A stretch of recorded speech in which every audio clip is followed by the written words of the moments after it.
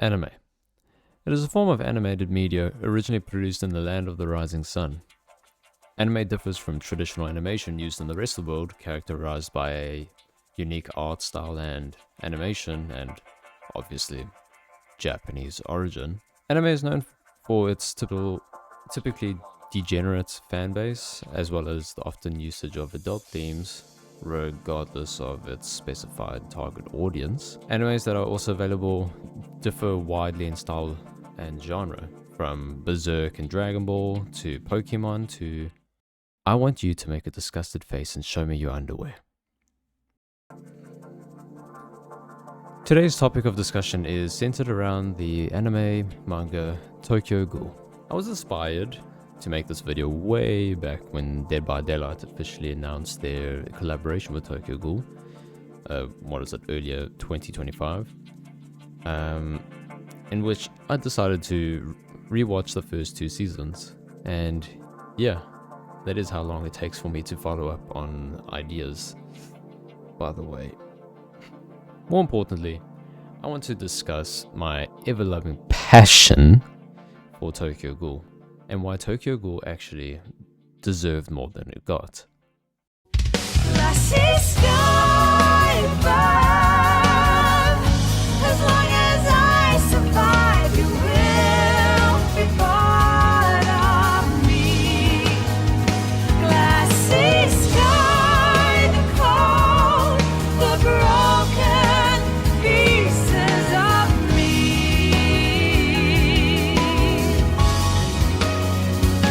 Glassy sky above covers over me, over me.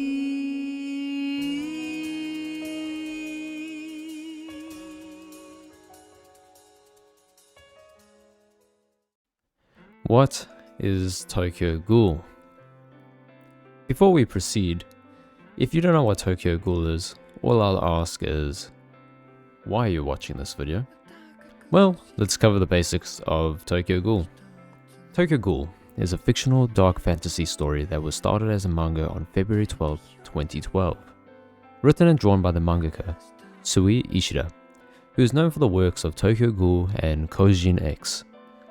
Later in 2014, Tokyo Ghoul was adapted into an anime, which had a total of 4 seasons, the final season ending in December of 2018. Tokyo Ghoul takes place in, you'll never guess it, Tokyo, where humans in this world actually have a natural predator. These natural predators are a carnivorous humanoid species, which survive exclusively off human flesh. These predators are called ghouls. Ghouls look exactly like humans and are able to blend into the human population. What distinguishes a ghoul from a human is their supernatural abilities and diet. Ghouls have heightened senses, speed, strength, and regenerative abilities. When ghouls get excited, their eyes turn to a black and red color. They possess natural weapons called kagenes, which form out of their body. Kagenes can come in many types of variations and are lethal weapons that can help ghouls kill people with ease. Ghouls can only survive off eating humans, as their bodies cannot digest normal food. The only alternative they have is by cannibalizing other ghouls. However, this tends to usually lead ghouls into becoming quite unstable. The story follows Ken Kaneki, a shy and quiet university student who starts out as a human who regularly visits a cafe. He goes there because a girl who he finds cute is a regular customer there. A simp, if you must call him. Eventually, he finds himself going on a date with this girl, whose name is Rize. After the date, Rize asks Kaneki to walk her home and suggests that she wants him. Kaneki, who is overjoyed at the thought of finally losing that V card, is confronted with a face worse than a cuck chair. He finds his shoulder getting bitten too, as it turns out that Rize is, in fact a ghoul. After getting chased by Rize, some falling pipes from a construction site fall down on top of Kaneki and Rize, killing Rize and critically injuring Kaneki. After an emergency and unethical organ swap surgery, Kaneki wakes up in a hospital to find himself as a half ghoul. From here onwards, Kaneki has to learn how to survive in the world of ghouls as a person who does not fit in either the world of humans or ghouls. Now, if you're mad that I spoiled it for you, all I have to say is, okay dude, it is literally the first episode of the show and you can find the synopsis literally anywhere online. Plus, learn about the 3-episode rule. The Fall of Tokyo Ghoul. If you've been around in the anime online culture, you would be aware of the fact that sometimes animes do not do the source material any justice. Whether it is because of a lack of resources, strict time schedules, rushing, or not actually giving any real care to the anime, you'll see some names thrown around like Berserk, which has been wrongfully abused, which many fans beg and plead daily for faithful remake. Another anime that has fans begging for remake was, in fact, the Tokyo Ghoul. Nearly 7 years after the anime ended, fans are still begging for a Tokyo Ghoul remake.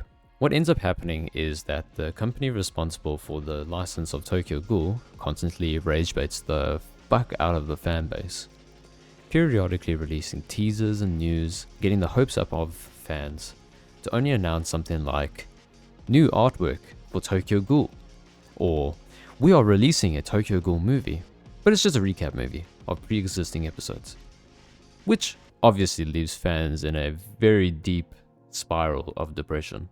So what ended up making Tokyo Ghoul's anime a flop? What went wrong to make fans want a remake? What is it about this anime that has people still clutching to their copium respirators hoping a remake will happen? That last one I will talk about more later in this video. Key factors to the anime's downfall are 1. Cutting out key content, 2. Production changes, 3. Rushing production, and 4.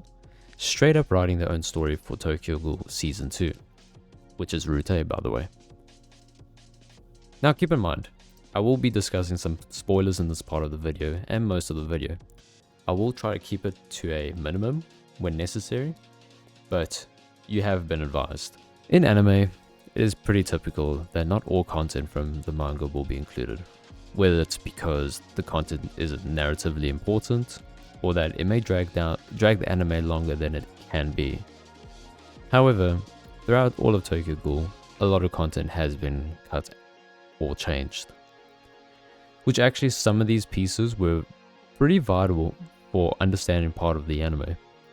I can specifically call out a few scenes off the top of my head, one being Kaneki's kidnapping in Season 1. The manga goes into much more depth of his torture and kidnapping, introducing characters and their relationships to Kaneki in the future.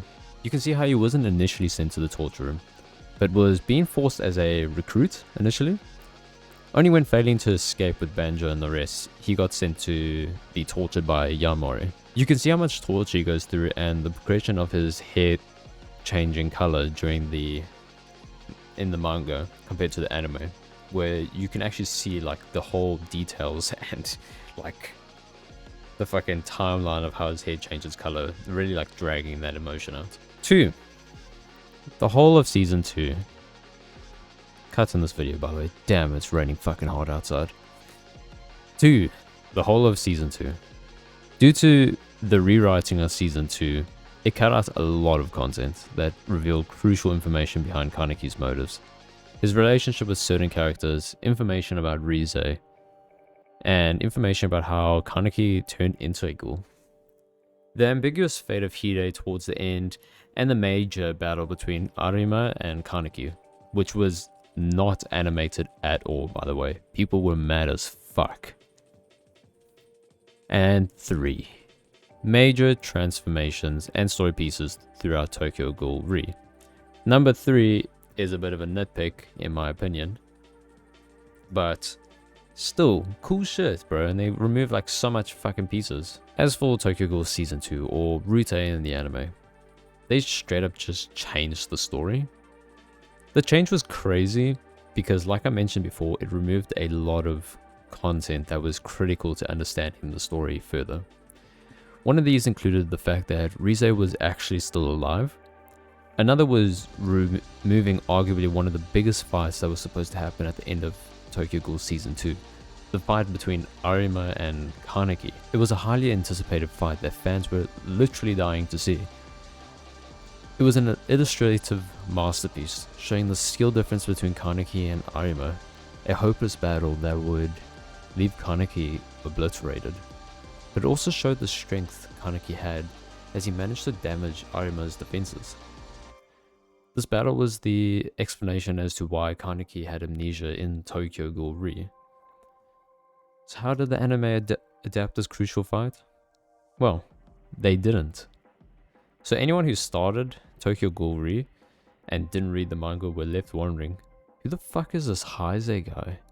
And why does he look like Kaneki? And let us not forget that Kaneki joining Aragiri in Route A made absolutely no sense. Imagine getting kidnapped and tortured by Aragiri, nearly killing Yamori just to go, yeah, Tokyo, thank you for coming, but I chose to play with these guys.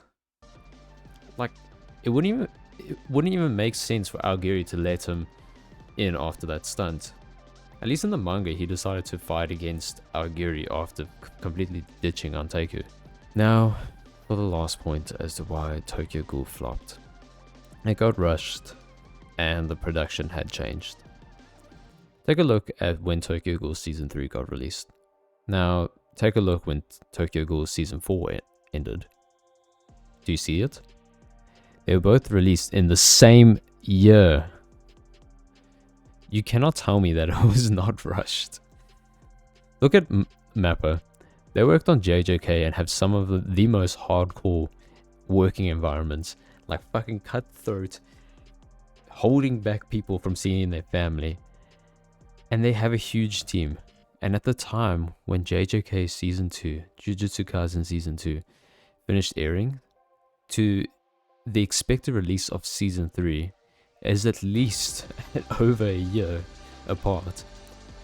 Tokyo Ghoul Season 3 and Season 4 began and ended in the same year.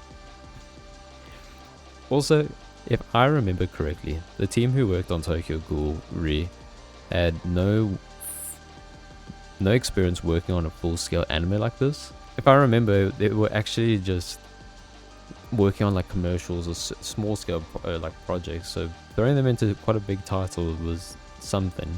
Just to add insult to injury, right? I'm sure the staff did try their best with what they had, and I'm not hating on the individuals who worked on the show, but it was clear that this was not the most cared for production. Why was Tokyo Ghoul so loved? Entertainment media tends to go through a life cycle. Many shows get popular, become loved, and talked about for a while. Then they eventually fall off into the abyss. Completely forgotten once the hype is over. Take a show like Squid Games. Squid Game surged in popularity during the release of the first season. Memes circulated the internet. Social media exploded in discussions about the Squid Game. But eventually, the popularity came to a halt. By the time Season 3 rolled out, most people didn't even know about its release. Squid Game entered its end of life in popularity and mostly became forgotten. However, sometimes there are exceptions. Take Breaking Bad, for example. A show that ended over a decade ago. Still holds a strong and dedicated fanbase to this day. Memes and discussions about Breaking Bad still circulate the internet, and overall interest is still held in the show. This tends to happen because these shows bring unforgettable memories that still resonate with fans for years to come. This would be an indication of the quality of the show, that a show was so good that it could hook people even years after its release. Tokyo Ghoul is no different. Now you may be thinking, bro, were you not just dogging on the show just now? And yes, I was. However, the show does hold merit. Despite what I have said, it wasn't terrible. At least not the first 2 seasons. But it wasn't the show that held the hearts of fans. Rather, it was the manga. Tokyo Ghoul still has hearts of fans years after it released. That's why many fans still talk about the show and still beg for its remake. Which is why, to this day, the studio still can pull a maneuver to bait fans into thinking a remake will happen. How do I know all of this? Because I'm one of them. I'm like a soldier who sits down on a war-torn battlefield begging for a god to remake while pissing and crying myself to sleep. Like, god damn it, bro. I'm literally making a video about Tokyo Ghoul. Tokyo Ghoul is a sad story about self-identity, hopelessness, duality, and morality. It takes you on a journey about the dark reality of life. The struggles of identity, which are narratively explored through Kaneki's life. A person who doesn't fit in the world he lives in. Kaneki goes through many changes of personalities as his life gets increasingly darker. Seeing how his weakness leads to tragedies, it motivates him to get stronger so he can protect the ones he loves. The story highlights that this pursuit of strength leads him down a path of self-destruction and self-sacrifice. Kaneki is a character to sympathize with, but not to admire. You can easily feel sympathy for Kaneki. He is a guy who has been abused, lost his family, lost his place in the world, and has witnessed tragedies that shouldn't be glorified. Witnessed tragedies that could have been avoided if he was just a stronger guy. However, we shouldn't be glorifying his self-destructive nature. In his pursuit to become the man with the impossible journey of saving everyone, he pushes away people and puts himself in potentially life-threatening situations to save others. He isn't exactly a selfless character either. In fact, he's rather selfish, as the story later explains. At the end of it all, you realize that Kaneki is actually someone who really just wants to feel needed. A struggle many experience. The desire of feeling wanted. This is why, unfortunately, a lot of edgy 14-year-olds relate to this character. Tragically, I was one of them back in the day. A lot of people have experienced depression, a feeling of hopelessness, and a desire to be stronger and badass overpowered. Kaneki is an amalgamation of these traits.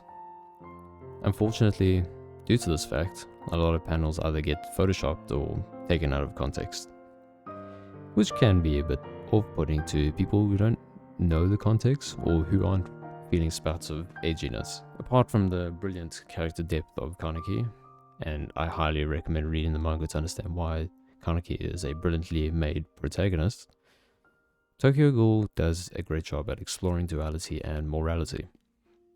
Initially, you're shown that ghouls are horrifying creatures who are just evil and scary, making you believe that they are undeniably evil.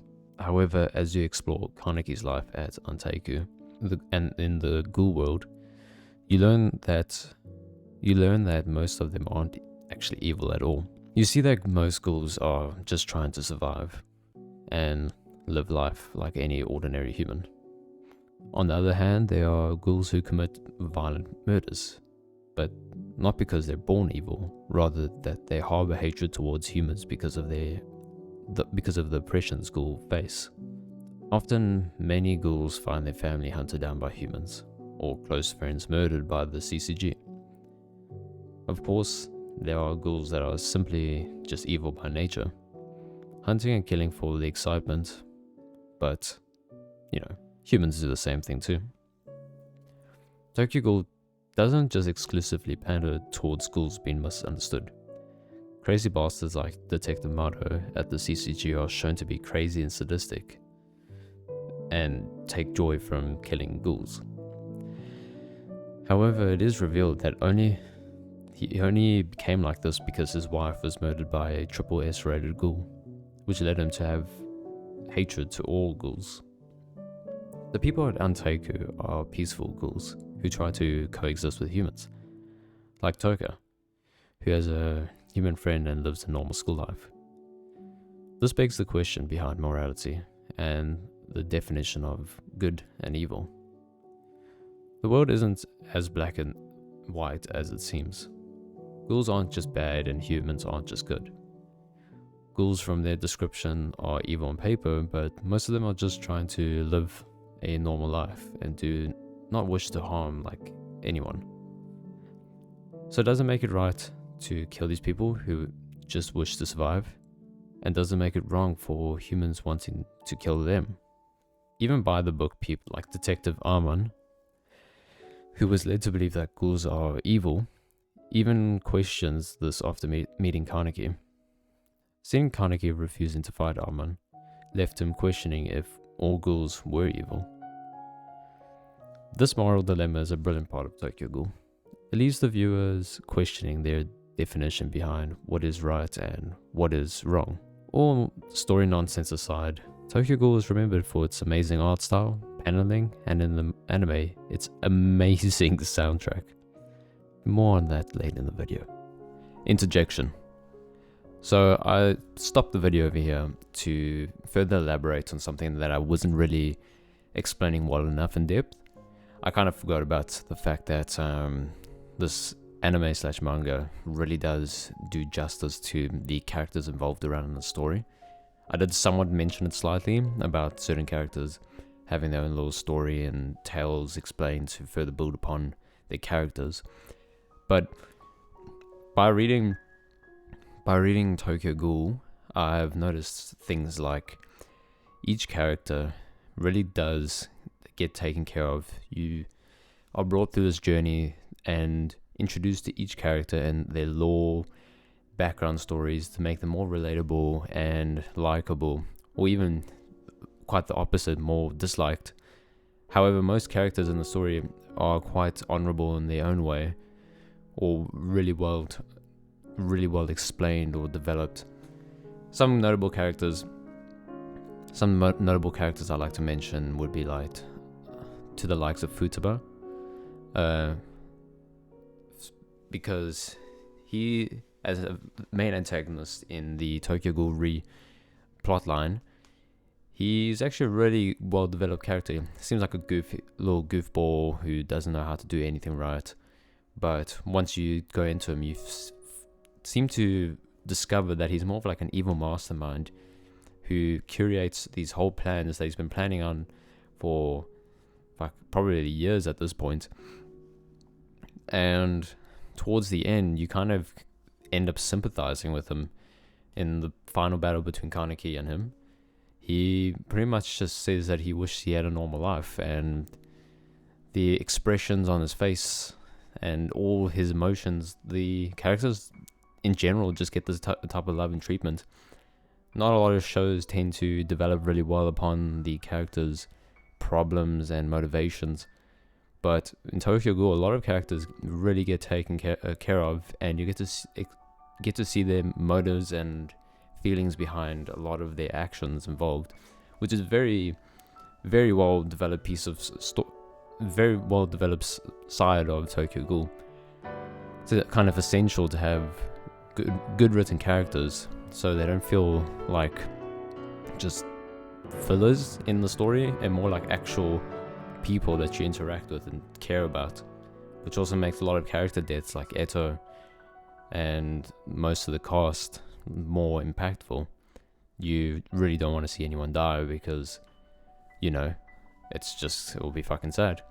Even people like Takizawa, who went from a shy guy who hated ghouls working with the CCG, becoming transformed and tortured to become the Owl, which was pretty intense. You see how much his character's gone through. He kind of looks like a shadow of the former Kaneki in the second season of Tokyo Ghoul.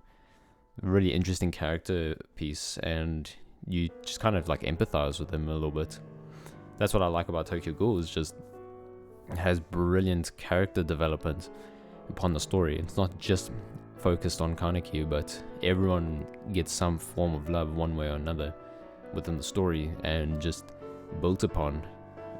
That's just one of the points I failed to elaborate further on. Like, you can read it, you can watch it, you can see everything. Characters aren't just put there for the sake of being put there. They all have some sort of ties to one another and some sort of reason for being, rather than just being some filler character.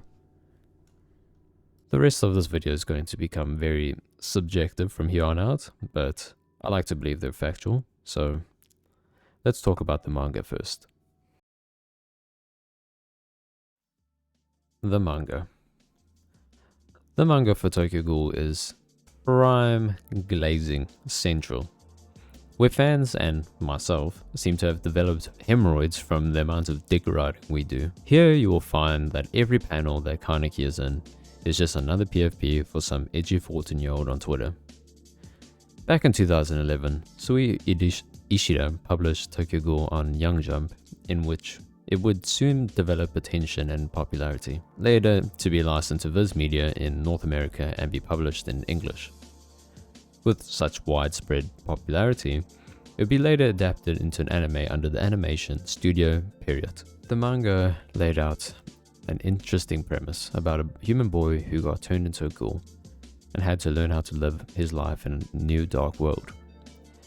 It provided an emotional journey of a kind and timid boy who, despite his kind heart, had to keep pushing through traumatic events, like having to fight against his hunger, eating his first human, witnessing the terrifying powers some ghouls had, fighting to retain his humanity, witnessing the death of people close to him, getting tortured, realizing the responsibility of his choices, and there were no easy choices, and finally coming to terms with being a ghoul.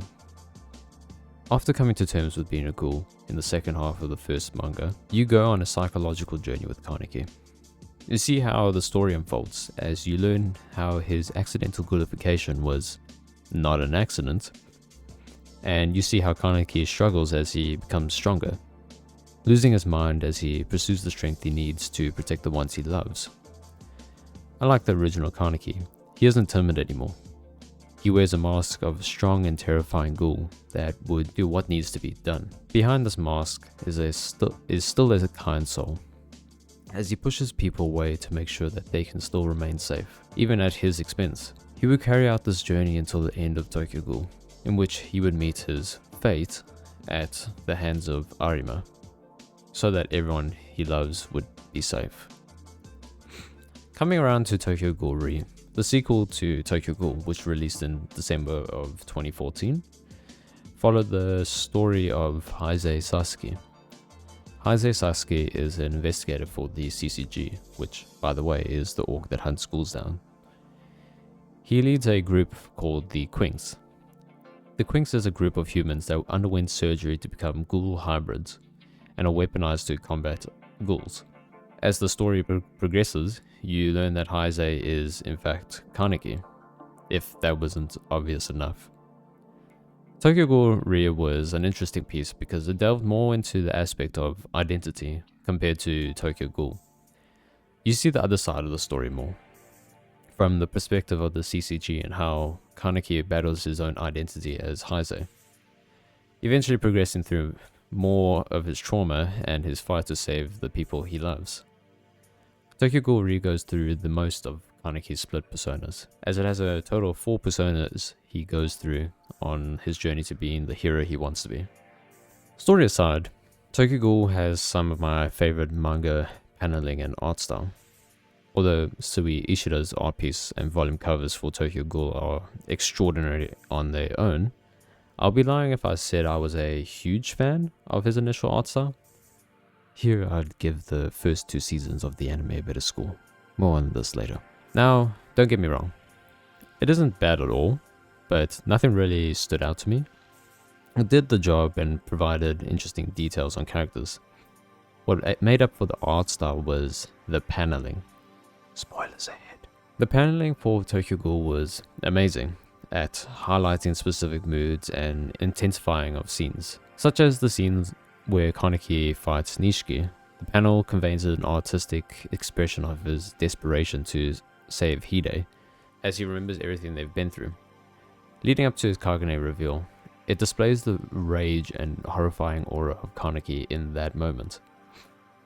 During the Torch of Kaneki, this whole part of the story conveys intense emotions of anguish, anger, and insanity. Each panel dictates the scene as gruesome and intense, building up to his acceptance of being and highlighting the horrifying nature of a ghoul. Skipping through more good panels, I'd like to reveal my favorite sequences of panels in the entire series. Here we talk about the death of the eye patch ghoul. Here Kaneki arrives in an underground area, trying to leave the war zone of the owl extermination operation, when he appears before Arima. The whole battle was a sequence of images that depicted the terror and gruesome battle with Arima. When Kaneki gets stabbed through the eye, you experience the painful experience with him, and witness the scramble in his brain is in, as you see the same text stream down the page as he incoherently rambles phrases like as if his brain is scrambling to keep itself together, all leading up to Kaneki being defeated. This is why people are mad that they didn't have this adapted, by the way. Tokyo Ghoul Re still has amazing paneling that is still as creative as the first manga, the only difference being that Sui Ishida decided to switch up his art style. And all I can say is perfection. This time around, the art style is way more detailed and really beautiful, which also boosts the quality of his paneling. Including the anime and manga, Tokyo Ghoul Re has the best art style. If I had to say where the manga fell short, it is ultimately the finale of Tokyo Ghoul. Don't get me wrong, I don't hate the ending of Tokyo Ghoul Re. I'm happy to see Kaneki have a happy ending. However, it was definitely a bit rushed.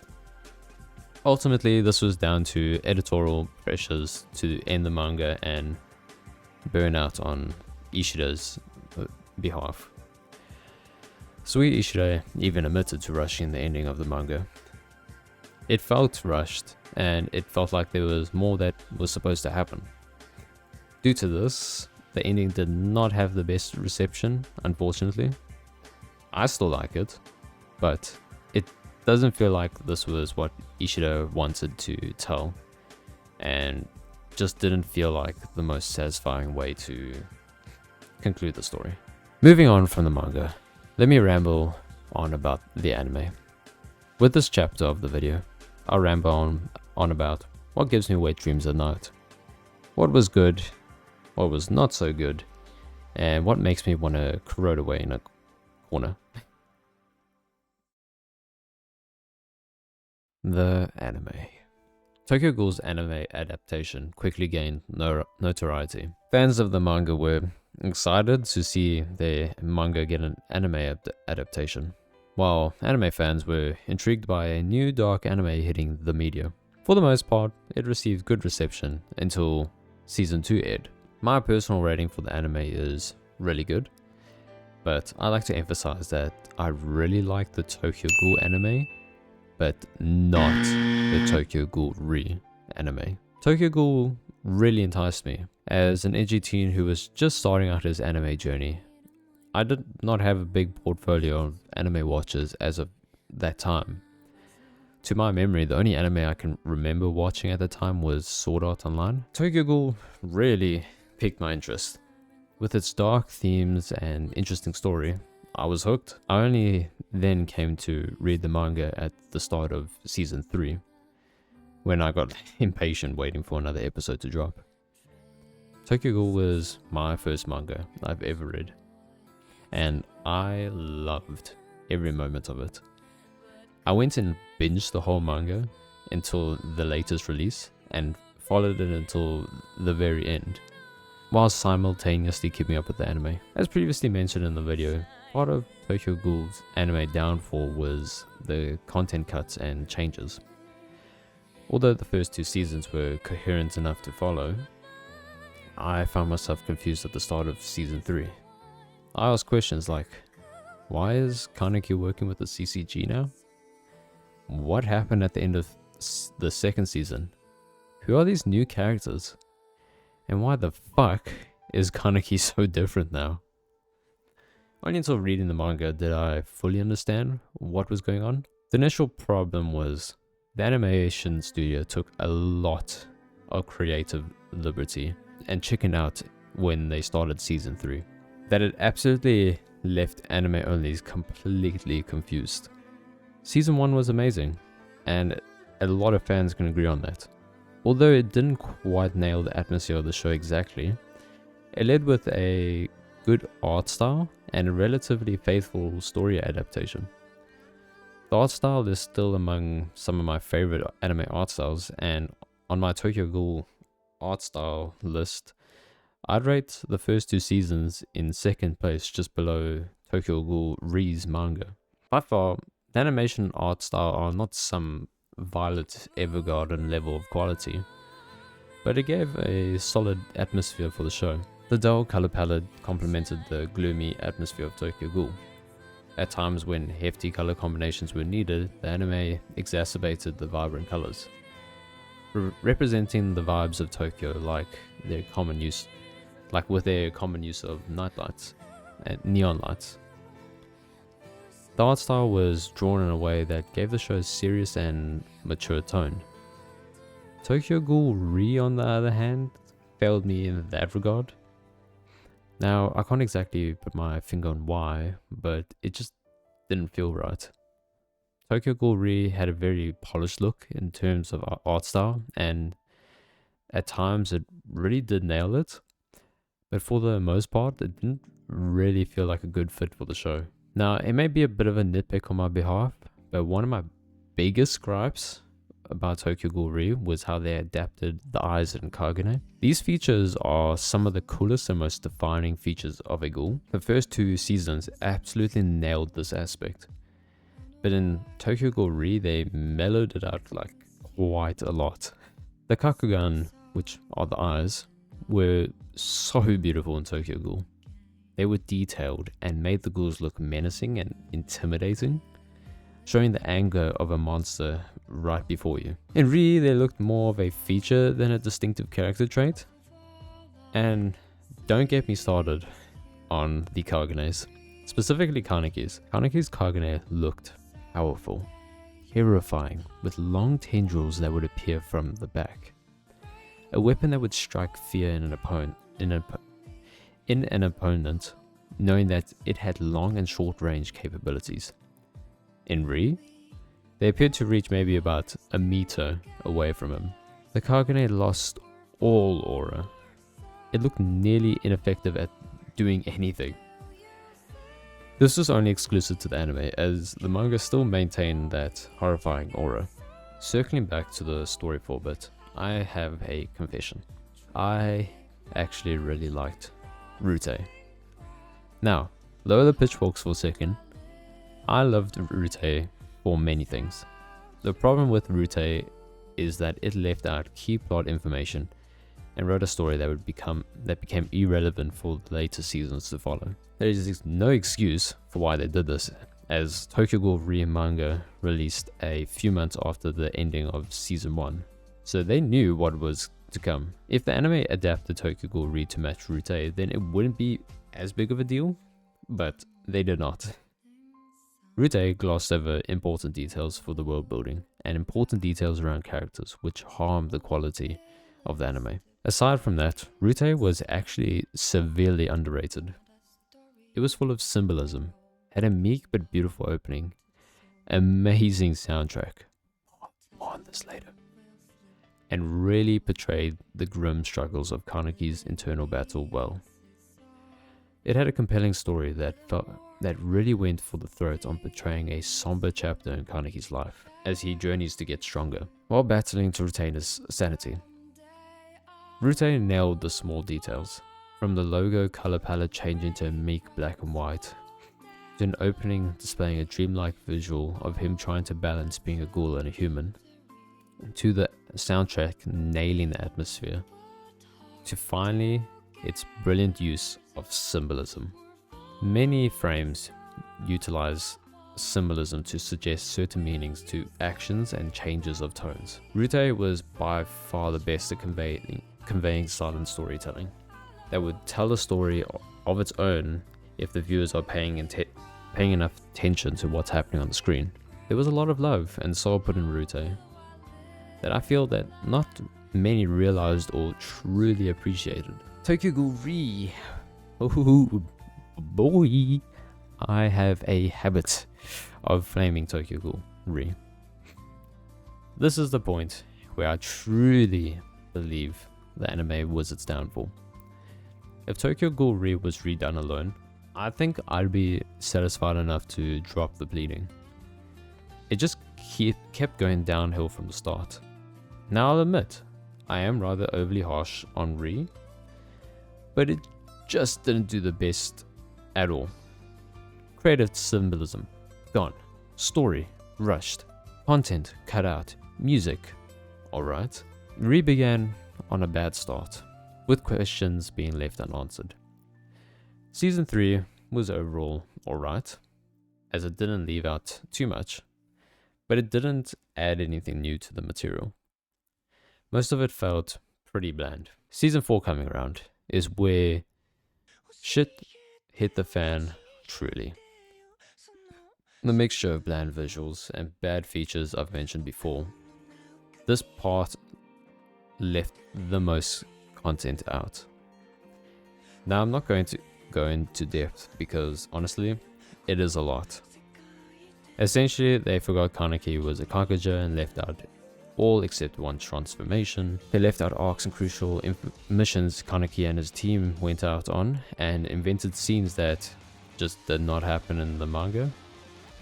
Essentially, if you want to see what you missed out on, just open up the manga. And roughly when Kaneki became the Black Reaper during his fight against Eto, and you'll just see how much you missed out on. I initially wrote this with the intention of explaining exactly what people missed out on, but I realized that I'd be reading the whole manga to you. So just trust me and read this shit on your own. It is worth to read, and if I'm wrong, then just nuke my house. Music. What is the one thing that anime has an advantage of over manga? No, it is not reaching illiterate people. It is music. Unlike the manga, which has no sound, the anime has a lot of that. What? Tokyo Ghoul has one of my favorite OSTs and an iconic opening. Everyone knows Unravel, a certified hood banger for sure. If there is one thing that was consistent with the anime, that would be its OST, as it always upheld some fire songs to listen to while watching. Season 1 had Unravel, which was goated for sure, but if I had to pick, I'd say that my favorite soundtrack actually came from Route A. The opening had a beautiful melancholic beat that would always strike me in the feels every time I heard it play. But Yutaka Yamada came in and said, "Hold on, let me cook," and proceeded to drop the most fire track list there is. Songs like Glassy Sky, Glassy sky above. As long as I survive, you will be part of me. Wanderers, This is a long lost joy, still belonging to, but curtains fall, moving on and on and on we go. and Alone. Apart, do you think of me, care for me? I get so hollow, hollow. Traffic rides, the crossing crowd. How good do I live my life without you? Are some of the best in the soundtrack. Paired with these goated songs, they were incorporated into their respective scenes really well. The tone of the soundtrack fits the atmosphere of Route A so well. allowing already melancholic scenes to be amplified even further. Not once did the music choice feel out of place. When you hear bangers like Glassy Sky, you can't help but to find yourself putting on a concert for the dust mites in your room while you nail every word in the song while tears roll down your face. Not much else to say about the music in Tokyo Ghoul.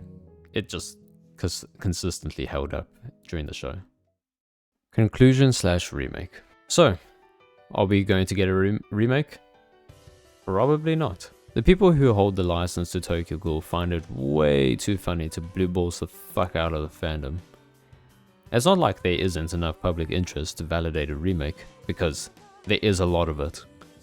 Rather, the license holders probably get more money from milking the existing content that has already been published, whether it's making games, making a recap film, remaking an OP, or just flat out debating fans on Twitter. They don't really seem interested in redoing what has already been done.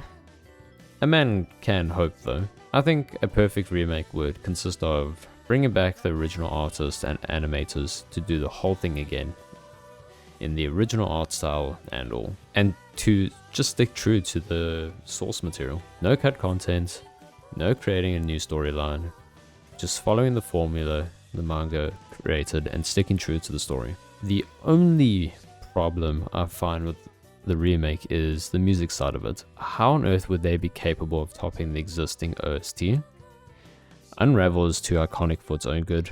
The OP animations are near perfect as is, and Yutaka Yamada's work for season 2 was like the forbidden fruit. I genuinely can't imagine watching the show without Wanderers, or Alone, or Glassy Sky. So, would they reuse the same OST? If they did that, it'd be pretty boring to do so. They probably could get away with it, but people do like originality too. Overall, my conclusion to all of this is that Tokyo Ghoul was unfortunately a bit of a letdown that deserved a faithful adaptation. The first 2 seasons were good, Tokyo Ghoul really sucked, and you should really read the manga. If you're going to take anything away from this video, it is that you should 100% read the manga. Even if you aren't a typical manga reader, I can assure you that you will be pleasantly surprised. Anyways, ciao.